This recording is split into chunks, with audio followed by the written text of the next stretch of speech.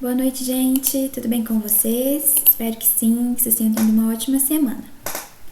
Bora então começar aí mais um assunto, que é a isomeria, dentro da química orgânica. Mas antes da gente se aventurar aí na isomeria, bora corrigir uns exercícios da aula passada para dar aquela fixada no conhecimento. A gente tá conversando aí de funções orgânicas na última aula, então as questões serão sobre isso. A primeira é do UFSCar, Universidade Federal de São Carlos, e vai falar aqui sobre a morfina, né? A morfina é um alcaloide que constitui 10% da composição do ópio, responsável pelos efeitos narcóticos, ou seja, né, os efeitos que mexem aí no sistema nervoso da gente dessa droga. A morfina é eficaz contra dores muito fortes, utilizada em pacientes com doenças muito dolorosas. Então, a morfina é uma droga legal, utilizada em hospitais, né? E os derivados da morfina, como a heroína, que são drogas ilegais usadas para fim recreativo. Beleza, então. Vamos lá. Algumas das funções orgânicas existentes na estrutura da morfina são...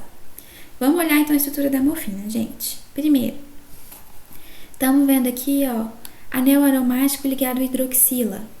Isso é fenol. A gente vê aqui também um oxigênio ligado no meio da cadeia carbônica, né? Um carbono para um lado, um carbono para o outro, isso é um éter. A gente vê também aqui uma cadeia carbônica que não é aromática, né? Que a gente chama de alifílica. Tem essa ligação dupla, mas não tem as outras duas ligações duplas que seriam necessárias para ser um anel aromático igual esse aqui. Então, por mais que seja um ciclo, tem uma ligação dupla, não é aromático. Então, com OH aqui, a gente sabe que é um álcool. E o N aqui no meio da cadeia carbônica, né, ligado apenas a carbonos, é uma amina terciária. Se tivesse ligado aqui algum hidrogênio, seria uma amina primária ou secundária, mas o que importa é que é uma amina. Nitrogênio ligado aí no meio da cadeia carbônica. Então, vamos lá. Álcool, amida e éster. Não há amida, tá? A amida, diferente da amina, ela é o N, mas também tem uma dupla O, né? O que a gente chama de carbonilo ligado ao carbono do lado, então não é o caso. Éster é quando tem o O e do ladinho aqui também tem uma dupla O, uma carbonila. Não há nessa estrutura, então amina e éster não há, alternativa errada. Álcool, amida, também não há, alternativa errada. Éter há, que é esse aqui. C, álcool, aldeído, não tem aldeído nessa estrutura. Fenol tem, mas já estragou a alternativa, até é incorreta. D, amina, éter e fenol, é a correta. A E tá errada aqui nessa parte do aldeído e da amina. Vamos lá para a segunda, vestibular do ITA, Instituto Militar de Engenharia. Bora analisar. Considere as seguintes substâncias, está listado aqui de 1 a 4 e as seguintes funções, que são boa parte das funções orgânicas que existem. Em seguida, pede para a gente associar aí as moléculas, né, as estruturas, com as funções. Então, isso, gente, qual que é a chave de fazer essa questão? Desenhar. Aqui não tem como eu desenhar para vocês, mas vocês vão pegar o papel aí, vão desenhar, né, as estruturas, e lembrando sempre que o carbono tem que ter 4 ligações. Então, se a gente lembra dessa regra, a gente consegue resolver essa questão aí, ó, melzinho na chupeta, facinho. Então, bora lá. Se o carbono tem que ter 4 ligações aqui, ele já está fazendo um com outro carbono. O hidrogênio eu sei que só faz uma ligação, então ele faz uma com hidrogênio. Então, o carbono vai ter que fazer 2 ligações com oxigênio. Quando tenha nessa estrutura, né, o carbono no fim da cadeia, fazendo uma dupla ligação com oxigênio e uma com hidrogênio, a gente chama de aldeído. Então, essa 1 aqui é associada ao C. Então, posso já tirar a D e a E porque, né, a gente sabe que é um aldeído. 2. Mesmo esquema. Cadeia carbônica, um C. Dá para ver claramente que ele faz uma ligação com C de um lado, C de outro. Então, para fazer as 4, logicamente, tem que ter uma dupla ligação com o oxigênio. Então, se tem uma dupla ligação do oxigênio, né, no meio da cadeia carbônica e nada mais, nós sabemos aí, então, que é uma cetona. Então, a segunda aqui é 2D. Aí a gente já sabe que a C é a correta. Mas vamos finalizar para não ficar dúvida? Bora para 3, então. A gente vê aqui que tem um O ligado no meio da cadeia carbônica, o oxigênio faz 2 ligações, uma com cada carbono. É um éter. Conferir aqui, 3F, F é éter, correto. Bora para 4. Aqui a gente sempre tem que lembrar que o carbono faz 4 ligações. Porque senão vocês veem isso aqui, ó, e parece que o C tá ligado só uma vez com o O e tá ligado com o outro O, não é? Mas não, sempre lembra, carbono, 4 ligações. Para esse cara ter 4 ligações, esse oxigênio tem que estar fazendo uma dupla com esse carbono aqui, né? Então, esse O tá ligado, na verdade, no carbono. Essa estrutura, né, que tem um carbono ligado duplo O e um Ozinho, é chamado de éster. Então, a 4 é E. Perfeito, questão feita. Bora agora, então, gente, para 31. Esse é o trinitrotolueno, mais conhecido como TNT, né, que a gente via lá nos desenhos de criança, papaléguas, coiotes sempre explodiam TNT e é um explosivo muito perigoso. Agora a gente vai analisar aqui, né, a forma estrutural dessa substância, buscando aí o que está incorreto. Bora lá. A. Em relação ao grupo metil, o que é o grupo metil, né? Carbono ligado a 3 hidrogênios. Então, o grupo metil está aqui. Em relação ao grupo metil, o grupo nitro, que é esse aqui, está em posição orto e para. Então, vamos lembrar? Pega aqui, essa aqui é sempre OMP, né? OMP. Orto para meta. Então, se esse aqui está na posição orta, esses dois nitrogênios aqui estão na meta, né? Meta e meta. Para e para. Então, orto. Então, tá correto, né? Em relação ao metil, tem dois nitros aqui na posição para e um aqui na posição orto, né? Que é exatamente oposta. Então, A tá certa. A cadeia carbônica é aromática, mononuclear e ramificada. Tá correto, é aromática, né? Tem só um anel carbono, tem um anel aromático aqui, né? Que é o benzeno. Mononuclear, sim, só tem um anel aromático, não tem 2, 3, né? Como poderia ter acontecido. E é ramificada, sim, né? Tem esse CH3 aqui, então é de fato uma cadeia orgânica ramificada. Vamos lá. O número de hidrogênios em uma molécula é igual a 5. Lembrando, gente, para resolver essas questões de quantidade de átomos na molécula, vamos lembrar sempre que o carbono tem 4 ligações. Então, esse cara aqui tá fazendo uma, duas, lembrando que não tá representado aqui, mas ele faz uma dupla. Todo carbono aqui faz uma dupla. Então, ele tá 1, 2, 3, 4. Então, esse carbono aqui não faz nenhum.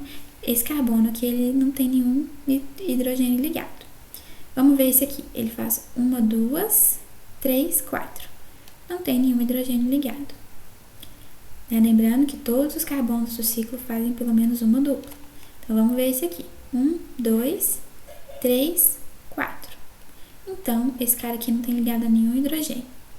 Vamos ver esses aqui. 1, 2, 3, 4. Não está representado, como a gente sabe, né? Em cadeias carbônicas, o hidrogênio, ele não é representado. Mas, então, aqui tem um hidrogênio aqui, que esse é igual. Esse também faz 4, então não tem ligações com hidrogênio. Então, só tem 2 hidrogênios no hidrocarboneto, né? No anel aromático. Mas esse aqui tem 3. Então, no total, de fato, são sim 5 hidrogênios aí na molécula. Todos os carbonos são hibridizados sp3. sp3 são sempre os carbonos que fazem 4 ligações simples, né? Como a gente viu lá em química orgânica no inicinho. Como vários carbonos aqui fazem ligações duplas, eles têm muitos carbonos com hibridização sp2.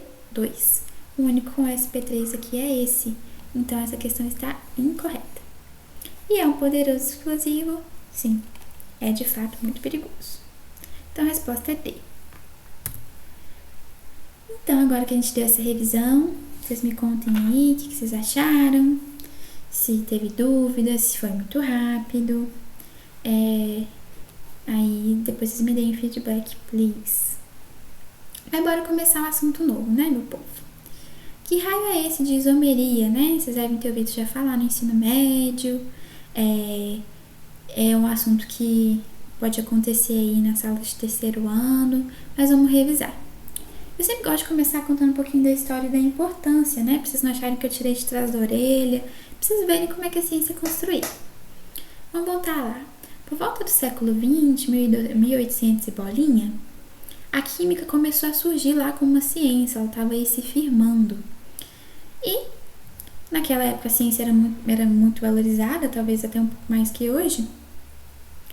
E era uma grande honra ser um cientista, né? As pessoas que tinham grana, que não precisavam trabalhar, né, para se sustentar, boa parte deles se dedicavam à ciência.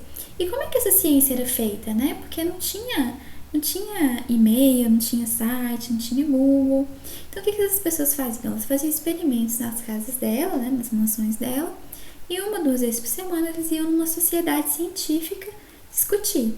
Claramente, né, todos homens brancos, porque era uma sociedade bem racista e machista, mas eram essas pessoas ficavam lá discutindo, né, trazendo suas ideias, e assim que era a ciência construída. Cada cidade grande tinha um polo, Paris tinha um polo, Londres tinha um polo, às vezes tinha mais de uma sociedade, de acordo com o tipo de ciência que eles discutiam, se era humana, se era uma ciência exata da natureza, enfim.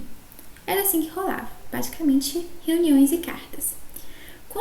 Quando eles começaram a notar, né, que estava ficando muito grande, né, cada vez mais cientistas, mais descobertos, eles tiveram necessidade de começar a publicar isso.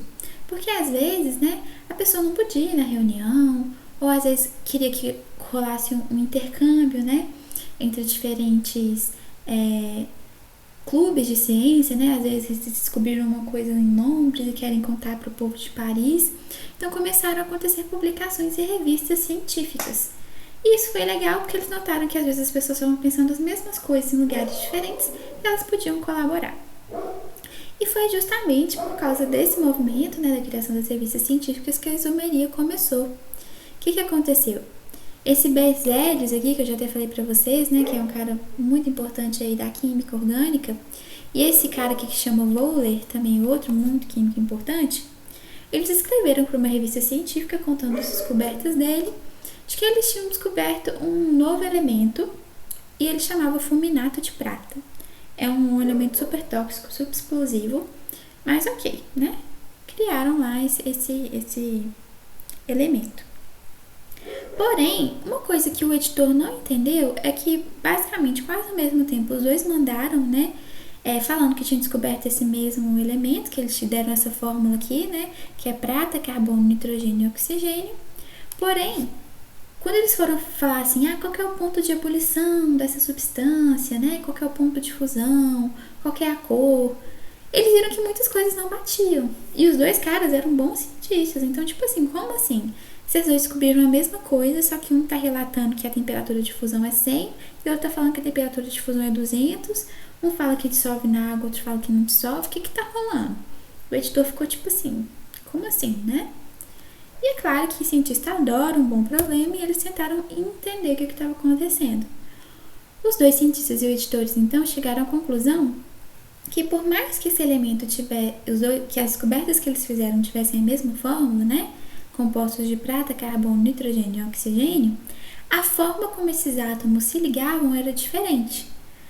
Sei lá, no do Wöhler, quem se ligava aqui, né, com o oxigênio era o nitrogênio. O nitrogênio estava fazendo aqui, por alguma razão, 4 ligações, né? Isso aqui já é uma química orgânica, inorgânica avançada, mas por alguma razão ele já estava fazendo aqui 4 ligações. E o oxigênio aqui já estava com um íon com um elétron a mais, então ele estava negativo. E já no que o do Wöhler, né, que ele descobriu, era o oposto. Na verdade, o carbono que estava ligado aqui ao oxigênio. Então, eles viram que na química podia acontecer isso. A substância ter os mesmos átomos, as mesmas proporções, porém eles se ligarem de uma forma diferente. Surge então um novo campo da ciência, né, que foi chamada de isomeria. Que são compostos com a mesma fórmula, porém estrutura e, consequentemente, propriedades diferentes. O nome vem do grego, né? Iso é mesmo, par e meros é parte. Então, são as mesmas partes fazendo algo novo. Essa isomeria ela pode acontecer tanto em compostos orgânicos, né? Ou seja, ricos em carbono, ou em compostos inorgânicos, como a gente viu aqui, né? Prata, só um tiquinho de carbono, enfim. Porém, em geral, a química orgânica ela vai Como a química orgânica é mais rica, né, tem mais compostos, tem muito mais compostos que a química inorgânica, a gente vai estudar a isomeria de uma forma mais presente aí na orgânica. Beleza, Nayara, entendi essa historinha. Ok, mas o que isso tem a ver com a minha vida? Por que eu tenho que saber disso além do Enem, né? Por mais que seja bobo, né, a isomeria ela tem muito a ver com a nossa vida e com a história da humanidade, né? A isomeria ela não era tão bem explorada, por exemplo, na década de 60. E na década de 60, né, no século XX de maneira geral, teve um grande boom aí no desenvolvimento dos compostos farmacêuticos, né, que tem a ideia de promover a saúde e o bem-estar das pessoas. Pois é, e daí lá para a década de 60, um laboratório resolveu fazer um sedativo leve que reduzia enjoo e que ele era muito usado aí para mães que estavam tendo muita dificuldade ali no início da gravidez, vomitando demais, passando muito mal. E ele foi testado, né, viu que dava certo, e uma vez que resolveu, o pessoal começou a ir a vender em massa. Só que aconteceu, esse medicamento, né, que chama talidomida, ele tinha essa questão do isômero aqui, né? E é um tipo de isomeria que eu vou falar para vocês que ela é mais sutil de perceber. E era um estudo que não era muito cobrado na época, né? Então, o que aconteceu? As grávidas, quando elas foram tomar, né, esse remédio para melhorar a gravidez, tinham 2 isômeros lá no comprimido. O isômero que fazia bem, né, reduzia o enjoo e tudo, era seguro de usar. Porém, havia um outro que, né, nesse caso, não bastava ele reduzir o efeito do isômero bom, porém ele causava malformações severíssimas nos bebês ali que estavam sendo formados. Que tá aí na foto, né, são crianças sem os braços, crianças, né, que não apresentavam nenhuma dificuldade cerebral, mas que tinham problemas motores graves, e tudo isso por causa de um isômero que não foi separado, né. Então, isso aqui mostra a importância de órgãos como a Anvisa, dos testes, das precauções, né? E da importância da gente entender a química. E, né, quando vocês forem para o mercado de trabalho, né, talvez trabalhar com isso, a importância de vocês também terem muito cuidado, precaução e responsabilidade, né? Porque uma vez que esse problema foi causado, não tem como mais, né, desfazer. Se eu não me engano, a indústria chegou a indenizar as famílias e tudo mais, mas o que poderia ser feito, né? Dinheiro nenhum paga a situação que as crianças passam. Isso também, gente, é importante a gente trazer para a nossa vida, né? Olha a situação que a gente está hoje, né? Coronavírus aí, numa situação complicada, o povo desesperado. Então, não tem comprovação científica não, mas vamos tomar cloroquina, vamos tomar remédio para verme. Sendo que a gente sabe que esses remédios podem ter efeitos graves, né? Que a gente não conhece ainda na nossa saúde perfeitamente, né? Igual tem um prefeito lá querendo colocar ozônio via retal nas pessoas. Beleza, funciona lá no gato, mas nós somos pessoas, né? Então, por mais que a gente esteja numa situação de perigo, de risco, é importante a gente ter responsabilidade, ouvir a ciência, né? Porque imagina se começar um monte de grávida a tomar cloroquina, e com coronavírus a gente não tem muito estudo, né, para saber o que pode acontecer, imagina. Como é que a gente vai olhar para o rosto dessas crianças depois, né? Então, isso é uma coisa muito importante e muito ligada ao nosso dia a dia. Então, vamos lá agora, entrar na matéria mesmo, né, nos tipos de isomeria. Existem 2 tipos de isomeria, a constitucional e a estereoisomeria, ou isomeria espacial. A primeira, que é constitucional, ocorre quando o composto tem a mesma fórmula molecular, né? Por exemplo, aqui C3H6O, ou seja, tem os mesmos elementos na mesma proporção, e a gente consegue diferenciar um do outro pela fórmula estrutural plana, né? A gente vê, só de desenhar ali as 2 moléculas, né, a gente vê, não, beleza, uma é uma propanona, um outro é aqui um aldeído, né, um acetona e um aldeído, então são de fato moléculas diferentes. Essa é a isomeria mais fácil. A isomeria espacial, ou estereoisomeria, a gente só consegue entender como é que ela acontece quando a gente vê os átomos no espaço. Então, não basta analisar a molécula aqui, considerando ela plana no papel. A gente tem que analisar ela numa perspectiva 3D, né? E a gente vai fazer isso. Bora então para a nossa isomeria constitucional, que é essa primeira aqui, que é a mais fácil. O primeiro tipo de isomeria constitucional ou plana, né, são os isômeros que apresentam grupos funcionais diferentes. Então, é só de bater o olho, a gente vê as duas moléculas e dá para ver que é bem diferente.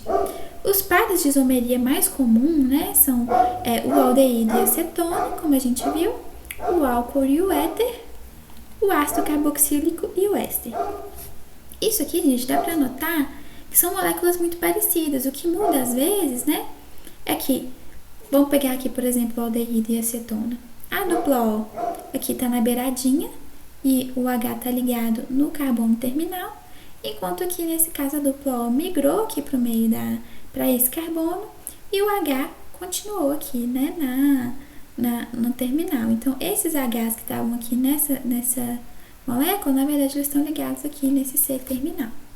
Então, é como se fosse uma dança das cadeiras mesmo, né? Assim, e com isso, temos grupos funcionais diferentes. O outro tipo de isomeria que a gente vai ter é a isomeria de cadeia, que são os isômeros que apresentam o mesmo grupo funcional, né?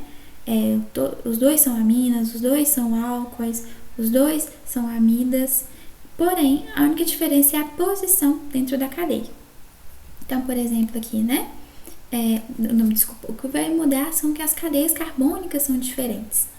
Então, no caso aqui, uma cadeia carbônica, né, alifílica, que é linear, né, não tem mais cíclica, enquanto essa aqui já é cíclica, mas a fórmula de ambos são idênticas. Esse aqui, por exemplo, né, desculpa, gente, saiu aqui. Então, esse aqui, os dois são álcoois, né, os dois aqui são hidrocarbonetos, os dois aqui são álcoois, porém, a diferença é que essa cadeia carbônica tem aqui uma ramificação e essa não tem. Os dois são aminas, né? A única diferença é a posição. Essa amina é secundária, tá ligada a duas cadeias a dois carbonos. Essa tá ligada a menos uma, é uma primária. Uma coisa que é interessante a gente saber aí, só para curiosidade, é que há muitos isômeros, né? Cadeias carbônicas, cadeias abertas, saturadas e lineares, acima de 4 carbonos, elas já têm pelo menos um isômero. Se a cadeia é aberta, né, não é cíclica, é insaturada, tem uma ligação dupla ou tripla, e a linear, acima de 3 carbonos, ela já tem um isômero. E uma cadeia que é insaturada, né, tem uma ligação dupla ou tripla, e é linear, tem aí, acima de 3 carbonos, ela já tem aí uma cadeia, pelo menos um isômero. Não precisa decorar, mas é só uma curiosidade. Nós também temos o tipo de isomeria de posição, que são compostos que apresentam o mesmo grupo funcional, têm a mesma cadeia carbônica, é idêntica, porém a posição de uma insaturação, ou seja, uma ligação dupla, que é esse primeiro caso aqui, né? Que tá ligado na beiradinha, que tá ligado no meio. Do grupo funcional, né? No caso aqui o OH tá ligado na beiradinha e esse aqui tá no meio. Ou de uma ramificação é diferente. No caso desse hidrocarboneto, os dois são hidrocarbonetos, os dois têm aí uma cadeia principal formada por 3 carbonos, porém a ramificação aqui tá no último e esse aqui tá no meio. O quarto, né, se não me engano terceiro ou quarto tipo aí de isomeria constitucional é a isomeria de compensação, né? Esse tipo de isomeria, os isômeros apresentam o mesmo grupo funcional, porém os grupos ligados aos heteroátomos são diferentes. Então, por exemplo, aqui nesse éter, né, eles têm a mesma fórmula. Os dois são éteres, né, são do mesmo grupo, porém, esse éter aqui tem uma metila e uma propila ligada a ele, enquanto esse aqui tem 2 etilas. Então, o oxigênio pulou daqui pra cá, né, daqui pro lado. Então, bem facinho aí. Mesma coisa no anel. Tem esse tipo de isomeria plana aqui, que ela é chamada de dinâmica, né, ou tautomeria, que ocorre aí quando os isômeros podem se converter em outras substâncias, mas ainda mantendo a mesma fórmula, né? Então, no caso aqui, a gente tem um aldeído, que tem aqui, né, AC dupla O, carbonida ligado a um H no finzinho aqui da cadeia, mas, devido às estruturas, né, que esse isômero possui, o que pode acontecer? Essa dupla ligação aqui pode vir para cá, né? E o oxigênio pode vir aqui e atacar esse C. Então, a gente vai ter aqui agora um enol. O que o oxigênio fez aqui? Ele veio e roubou um H dessa metila, virou, deixou de ser, né, um aldeído, passou a ser um álcool. E quando ele fez isso, essa dupla ligação aqui, virou uma dupla ligação aqui no meio. Então, nós temos um enol. Então, é essa dança das cadeiras que acontece, beleza? Pessoal, eu vou explicar porque eu acho que ficou um pouquinho confuso. Então, vamos lá. O que acontece aqui? Essa dupla ligação do O aqui atacou o... Melhor começar daqui. Essa dupla ligação aqui do enol, ela vem aqui e ataca esse hidrogênio. Isso aqui são elétrons, né? Então, esse cara aqui tá com muito elétron, ele pega esse elétron da dupla, liga aqui no hidrogênio, aí ele fica com 4 ligações, deixa de ter essa ligação dupla. Ao mesmo tempo, né, esse cara que perdeu o hidrogênio, ele passa a fazer uma dupla e aqui vira um aldeído. Então, indo daqui para cá, é isso que acontece. Agora, da cá para aqui. Essa ligação dupla aqui do O ataca o C, roubando dele aqui um hidrogênio. Então, ele fica OH. E só que esse cara aqui fica desprovido de ligação. Então, esse C aqui, ele pega esse elétron que foi roubado dele e faz uma ligação dupla. Ficou meio bizarro, mas não se preocupem, que o que vocês têm que saber é que vai se converter, né? Uma função em outra.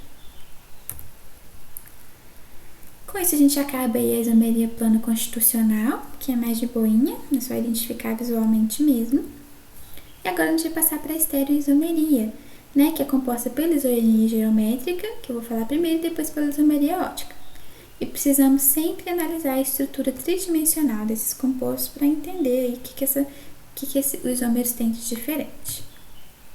Bora então para a isomeria geométrica, e ela só vai ocorrer, gente, é importante que vocês gravem isso, quando o composto apresentar uma dupla ligação, igual esse aqui, ou quando o composto apresentar, ou composto cíclico também, e quando os ligantes, né, de um mesmo átomo forem diferentes entre si.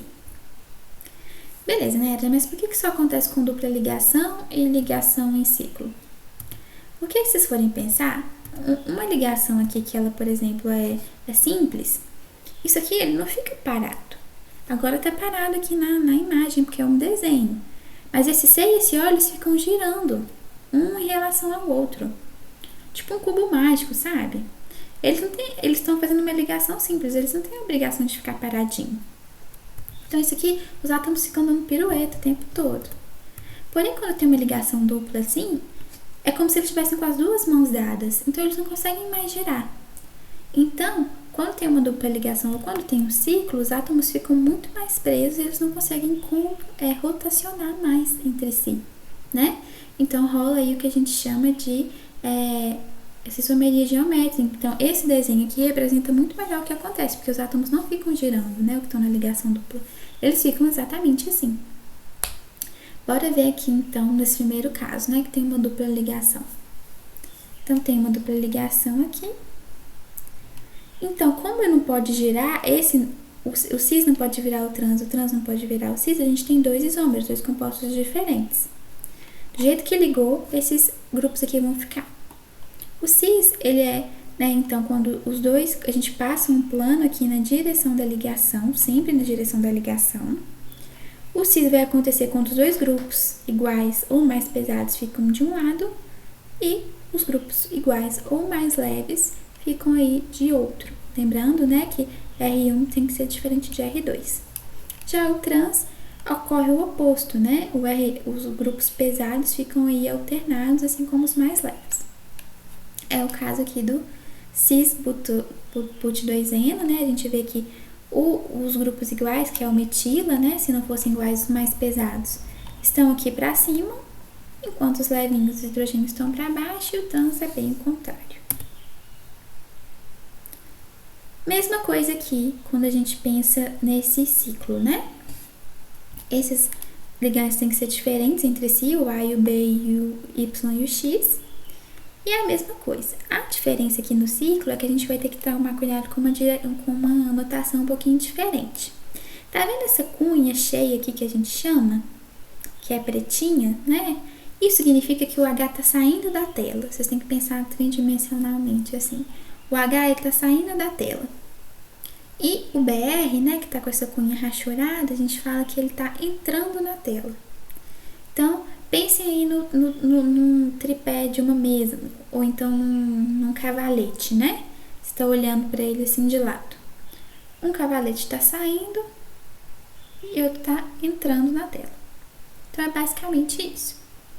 No caso aqui do cis, os dois grupos mais leves estão saindo da tela. E os mais pesados, ou iguais, né, estão aqui entrando na tela. Então, é cis. Quando é alternado, a gente chama de trans.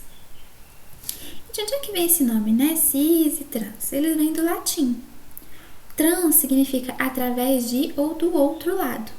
Então, significa que os grupos iguais, né, o de menor massa molar, eles estão em lados opostos, né? Então, você tá vendo fulano que é igual a você lá do outro lado, trans, né, de transcender, de através de.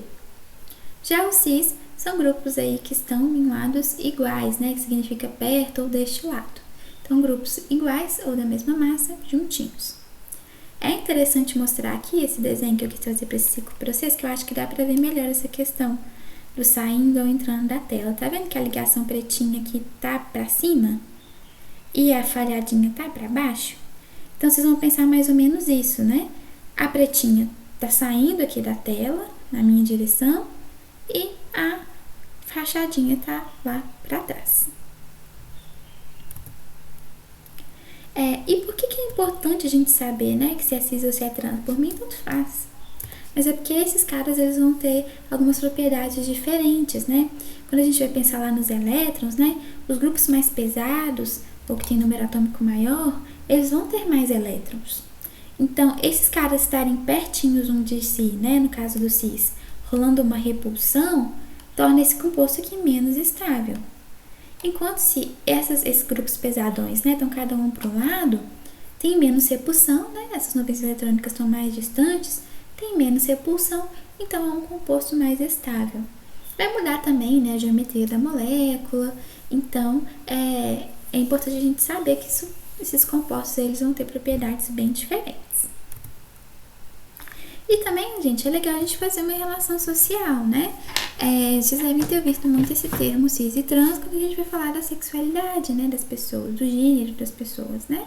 Tem as pessoas que são cis, né? Lembrando, o cis significa perto, deste lado. Então, o filósofo alemão, né, que usou esse termo cis primeiro, ele quis dizer que cis são aquelas pessoas que se identificam com o gênero, que tem o gênero, que tem o mesmo gênero que o sexo que nasceu. Então, são as pessoas que estão, é como se fosse deste lado, né? Os grupos estão aqui juntinhos, né? A pessoa nasce mulher e se identifica com o gênero feminino, e o cara nasce homem e se identifica com o gênero masculino, então cis, do mesmo lado, né? Como essa molécula aqui. Isso pode ser até uma forma de vocês gravarem.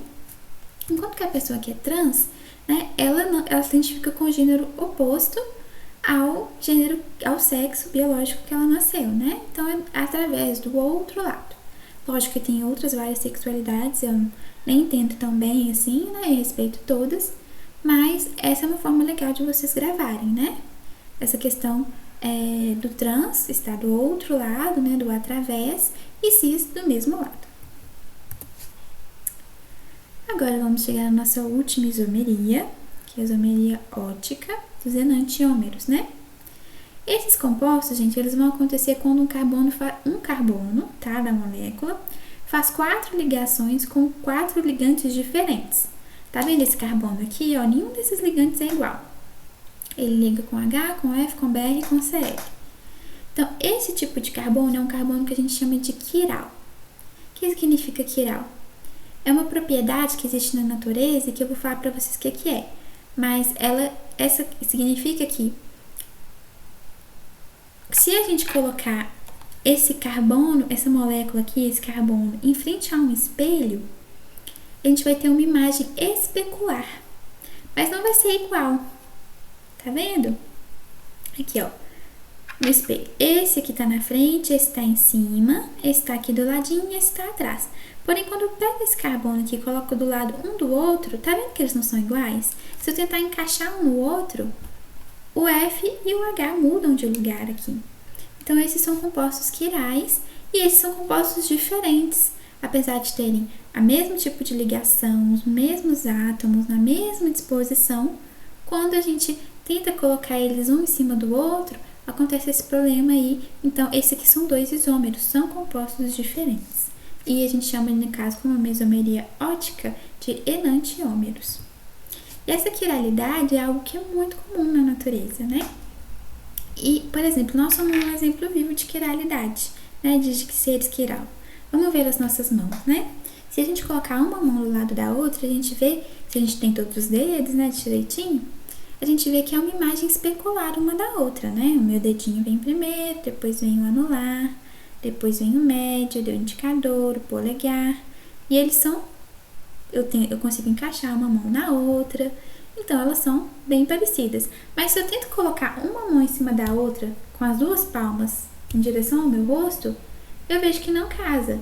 Os meus dedões ficam sozinhos, o meu dedinho vai casar com o meu indicador, não dá certo, elas não são iguais, elas não são idênticas, elas são quirais, né?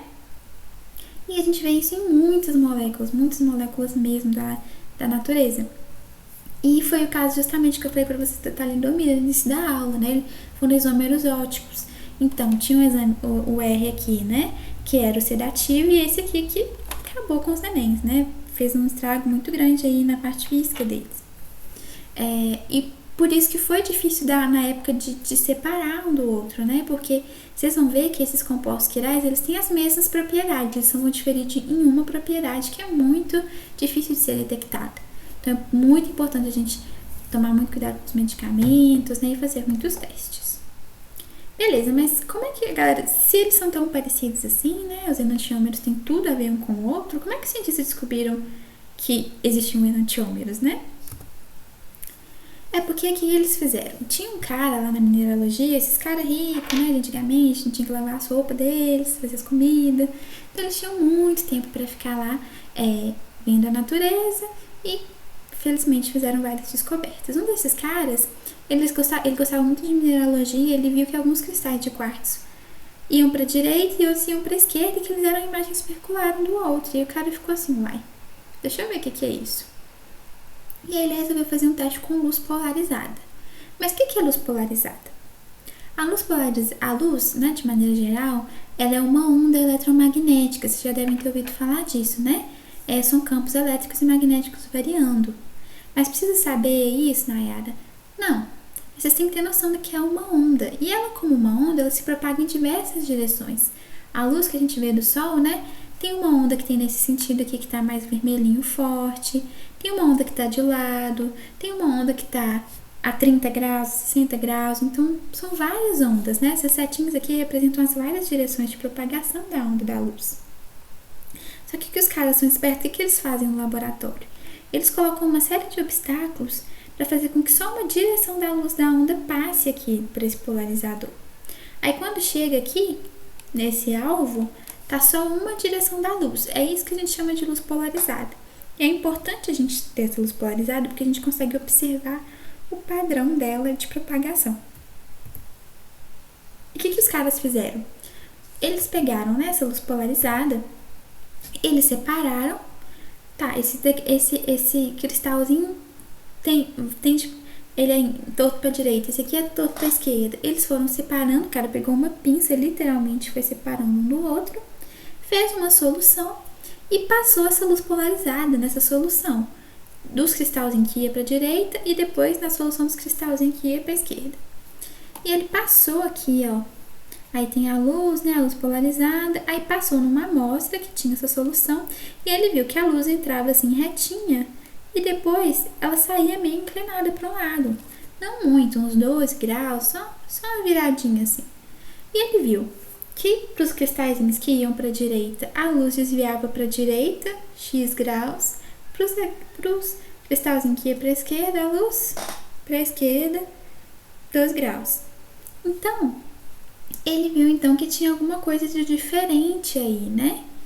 E aí descobriu então que existem esses enantiômeros e depois toda essa teoria aqui para explicar a questão da quiralidade, né? A questão dessa imagem especular foi criada. E o mais cabuloso que eu falei para vocês, né, é que todas as propriedades são iguais: densidade, ponto de ebulição, ponto de fusão, solubilidade, tudo é igual. A única diferença é essa questão de desvio da luz, né? E uma coisa que também dificultou, né, a descoberta, que precisou aí desse trampo todo para descobrir, é que quando a gente cria, né, por exemplo, vou criar aqui uma solução com essa substância, né? Eu vou misturar lá o cloro, o bromo, o hidrogênio, o flúor, para ter esse composto quiral. Quando eu faço isso em laboratório, eu gero os enantiômeros para a esquerda e para a direita na mesma proporção. Então, quando eu passo a luz numa mistura que tem exatamente a mesma proporção de isomero D, que a gente chama da direita, e de L para a esquerda, a luz não desvia. Porque, imagina, o solar, o raizinho de luz todo feliz passando lá na solução. Aí eu passo no isomero da direita, ele me entorta. Mas em seguida eu passo na esquerda, ele me desentorta. Então, a luz passa retinha quando tem essa mistura que a gente chama de racêmica, né? A mesma proporção de D e L ali na mesma cumbuca, né? Então, anula aí a questão dos dois. É legal que vocês saibam esse nome, né? Mistura racêmica. E agora, gente, vamos fazer a questão do Enem, né? Que é para isso que nós estamos aqui. A gente aprende sobre ciência, aprende sobre história, porque é legal vocês saberem, né? O Enem cobra isso também. Mas vamos ver como é que ele cobra. Vamos lá, essa questão aqui, se eu não me engano, é de 2018. Várias características e propriedades de moléculas orgânicas podem ser inferidas, ou seja, né, concluídas, observadas, analisando sua estrutura estrutural, sua fórmula estrutural. Na natureza, alguns compostos apresentam a mesma fórmula molecular e diferentes fórmulas estruturais, isômeros, como ilustrado nas figuras a seguir. Então aqui tem duas moléculas idênticas, a única diferença é que esse carinha aqui, né, tá com a cunha cheia, então é como se esse OH estivesse saindo da tela e dando uma peteleca na nossa testa. E esse OH aqui tá com a cunha rachada, então significa que ele tá saindo para fora, para trás da tela do cis. Então, entre as moléculas apresentadas, observa-se que tipo de isomeria. Então, vamos pensar. Vamos começar de baixo para cima. De compensação, se eu não me engano, esse tipo de isomeria é uma isomeria do tipo constitucional, né? Ela vai rolar quando... Mas assim, eu esqueci, gente, agora deixa eu olhar aqui rapidinho. Constitucional de compensação, eu acho que é um outro nome que eles dão uma isomeria específica, deixa eu ver. A metameria, tá vendo? É quando os isômeros apresentam o mesmo grupo funcional, porém, os grupos que ligam ao heteroátomo são diferentes, né? Nesse caso aqui, por exemplo. Então, vamos lá voltar.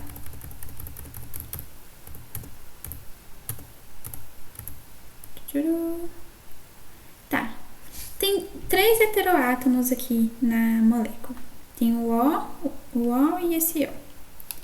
Os dois estão ligados aqui, o oxigênio ao carbono e ao carbono igual. Então, não é uma isomeria de compensação, nada a ver, né? Já que os heteroátomos estão ligados exatamente aos mesmos carbonos nas duas moléculas.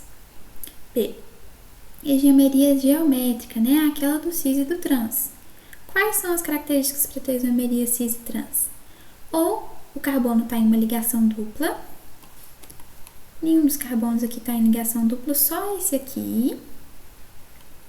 Mas o oxigênio não está ligado a nenhum outro átomo, então não tem como, né, para ter o cis e o trans. Os átomos que estão ligados numa ligação dupla ou no ciclo tem que estar ligado a outros átomos. O oxigênio aqui não está, então não é uma isomeria geométrica. De cadeia, ou seja, a cadeia ser diferente, não, a cadeia é idêntica, que está mudando aqui um OH está para fora, o outro está para dentro. De função, não, os dois aqui tem, né, o ácido carboxílico aqui na beiradinha e o OH, que é o álcool aqui, idêntico, então só pode ser ótica. Qual que é a isomeria ótica? É essa dos enantiômeros que eu acabei de falar para vocês, né, que o carbono está ligado a 4 ligantes diferentes, e um é a imagem especular do outro. Então, vamos ver. Esse carbono aqui tá ligado a uma metila, a um grupo carboxílico aqui, ao OH aqui e um hidrogênio aqui atrás que não tá representado, porque a gente não sabe que não precisa, né? Então, sim, hidroxila, hidrogênio, metila e ácido carboxílico. 4 grupos diferentes. Então, de fato, esse é um carbono quiral. Então, de fato, ele vai ter aí isomeria óptica, né? Esse aqui é um isômero. Se a gente colocar os dois assim em frente ao espelho, a gente vai ver que eles são imagens especulares um do outro. Então, aqui é a mesma resposta. Vamos ver aí agora essa questão do Enem de 2012. Bora lá olhar.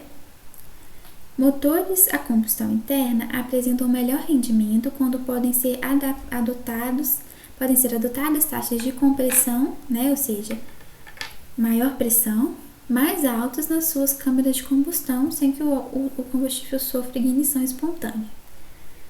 Ok, parece grego, mas vamos lá pensar. Como é que funciona o motor de um carro? Tem lá o pistão. O pistão, né, é um espaço, é um cilindro que tem a tampa do fundo móvel. Então, o que o motor faz, né? A peça que eu não sei, acho que não sei como é que chama, faz. Ela pinga uma gotinha de combustível dentro desse pistão. O pistão vai comprimindo, até chegar uma hora que tem uma explosão, né? Devido à grande compressão que rola e a faísca que tem dentro do motor, aquele combustível que estava ali sendo reprimido, ele estoura, e quando ele faz isso, ele empurra a parte de baixo do pistão, que é esse cilindro, né? E quando faz isso, a roda dá uma girada, né?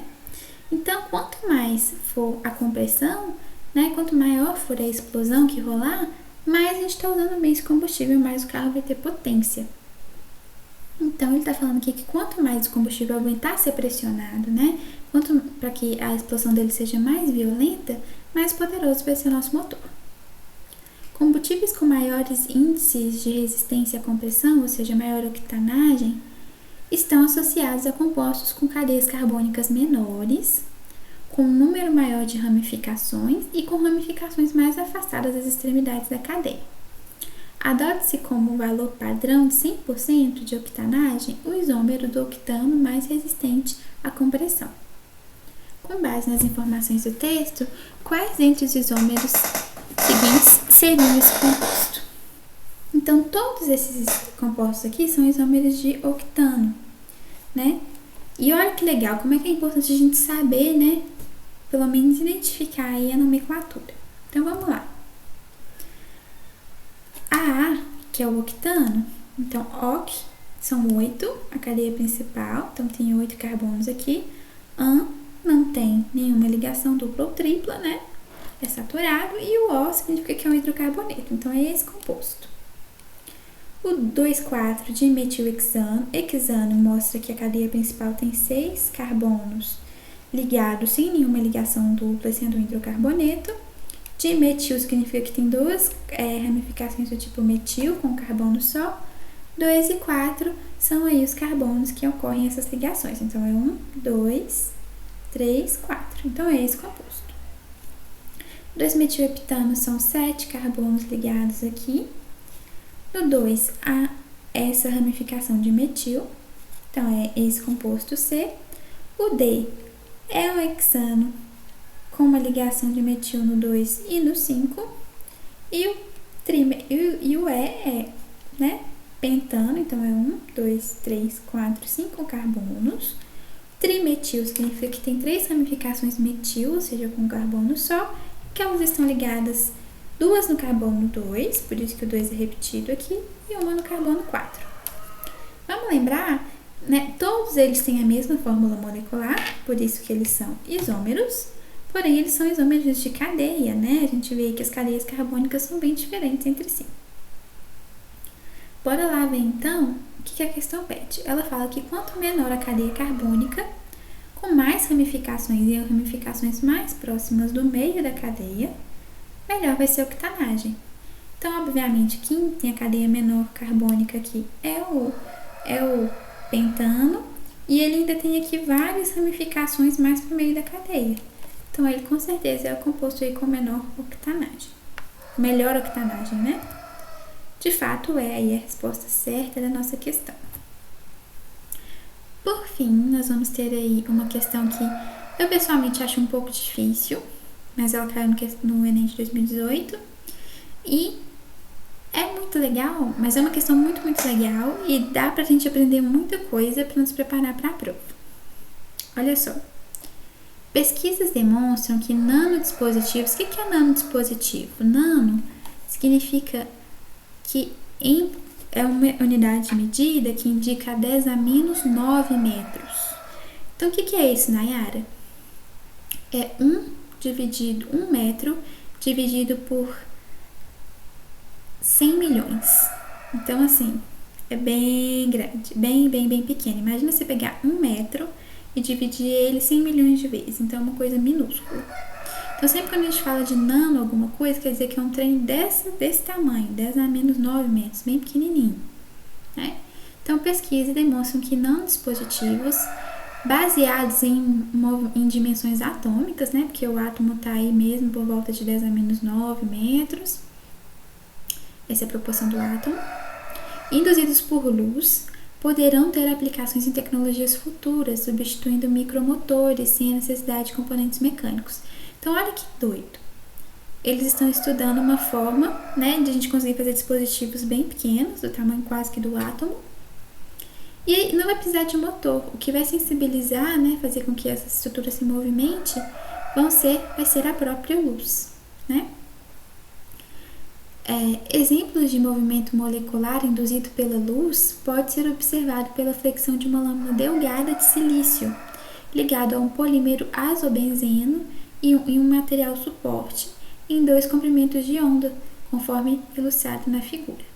Então, o que é isso aqui? É uma placa bem fininha de silício, né? Eles ligaram as 2 extremidades da placa aqui com esse isômero, com esse polímero, né? São vários átomos ligados entre si. E eles vão fazer essa lâmina mexer aqui, contraindo esse polímero pela luz. Então, eu jogo um tiquinho de luz, acontece alguma coisa nessas ligações aqui e essa plaquinha mexe. Então, vai ter um movimento aí sem necessidade de motor. Como a aplicação de luz ocorre em reações reversíveis de cada cadeia de polímero que promove um movimento observado. Então, a estrutura está no escuro, então o polímero tem essa estrutura retinha, a estrutura foi aí, né, colocada aqui nesse comprimento de onda aqui de luz, com esse comprimento de onda, ela tem esse movimento de retrair. Então, essa alavanquinha aqui mexe. Se eu volto para um comprimento de luz aqui de 420 nanômetros, ela estica de novo. Então, se eu ficar no interruptor 1 hora uma luz de 365, 1 hora uma luz de 420, a plaquinha vai ficar subindo, descendo, subindo, descendo, subindo, descendo. E isso é um movimento aí sem uso de nenhum combustível, a não ser o que está gerando a luz. Então, isso é uma puta tecnologia, muito legal mesmo. O fenômeno de movimento molecular promovido pela incidência da luz decorre-se do... Então, o que ele está perguntando? Gente, o que está fazendo essa molécula mexer aqui? Né? Então, vamos lá. O movimento vibracional dos átomos que leva ao encurtamento e ao relaxamento das ligações. Então, vamos analisar aqui, ó. A diferença de quando o polímero está esticado para quando ele está encurtado é que aqui a gente tem uma ligação dupla. Então, ó, ligação dupla e ciclo, no caso aqui dupla. Lembra já, isomeria, cis-trans, isomeria geométrica. O grupo pesadão provavelmente tem um H aqui, que não está representado, né? O grupo pesadão está de um lado e o outro está de outro, então trans, cada um de um lado. Nesse caso aqui, os grupos pesadões estão do mesmo lado, então cis, né? Então, é a isomeria cis-trans que está fazendo isso acontecer. Quando ele fala de movimento vibracional dos átomos, que leva a encurtamento e relaxamento de ligações, o movimento vibracional a gente sempre tem que lembrar mais de temperatura, né? E não tem nada a ver de temperatura aqui. O que está acontecendo é uma mudança mesmo da forma da ligação, né? Uma isomerização. Então, esse movimento não tem muito a ver. E ele estaria acontecendo em todos os átomos, né? E a gente vê que não é verdade. O que está promovendo aqui o encurtamento é só a mudança nessas duas ligações aqui. Então, não tem muito a ver, não. Isomerização das ligações dupla N, sendo a forma cis do polímero mais compacta que a trans. Sim, tá correto. A forma cis aqui está associada a essa redução, a forma trans está associada aqui ao alongamento da cadeia. Tautomerização das unidades monoméricas do polímero, que levam à formação de um composto mais compacto. Isso aqui vocês teriam que lembrar que tautomerização é aquela tipo de isomeração que muda, sabe, o composto? Essa aqui, ó, deixa eu mostrar pra vocês, que eu até custei pra explicar, porque a representação não estava muito boa. É essa aqui, tá vendo? Que os isômeros eles se convertem em outras estruturas. Muda muito, sabe? Mas pode ir voltando, indo e voltando. Não é o que acontece aqui. O isômero ele continua com a mesma estrutura, não se transforma em outra substância, né? O que está acontecendo mesmo é uma isomerização geométrica. D. Ressonância entre os elétrons π do grupo A e o anel aromático que encurta as ligações duplas. A ressonância, de fato, né, e ligações duplas, elas encurtam mesmo, tem um comprimento de ligação menor. Mas não é isso que está fazendo mudar, né? Porque o que está acontecendo aqui, que está rolando, né, que é a luz que está se alterando e está fazendo a ligação se alterar. A ressonância, ela acontece continua acontecendo, né? As ligações duplas não são quebradas, elas continuam acontecendo em qualquer um dos dois comprimentos de onda. Então, isso não faz sentido. Variação conformacional das ligações N, dupla N, que resulta em estrutura com diferentes áreas de superfície. Isso aqui é legal a gente saber. Essa configuração conformacional, variação conformacional, ela vai acontecer quando os átomos eles podem girar entre si. Então, isso ocorre em compostos que fazem uma ligação simples, né? Que é aquela questão da mãozinha. Se está fazendo só uma ligação dupla, os átomos eles podem girar entre si. Mas no caso de ligações duplas e triplas, eles ficam presos, é como se eles tivessem dado as duas mãos. Não tem como girar, você fazer outras coisas, você está com as duas mãos dadas para a pessoa. Então, como aqui está acontecendo a ligação dupla, não tem como acontecer esse giro e então essa mudança, essa variação conformacional, né? E é basicamente isso. Alguma dúvida, gente? Eu sei que essa questão é um pouquinho mais difícil, mas qualquer coisa vocês me falam depois, beleza? Então a resposta de fato é a B. E no mais é isso. Espero que vocês tenham gostado da aula de hoje. Eu fiz com muito carinho. Se tiver muito rápido, não tiver muito claro, por favor, depois vocês me avisem, tá bom? Um abraço!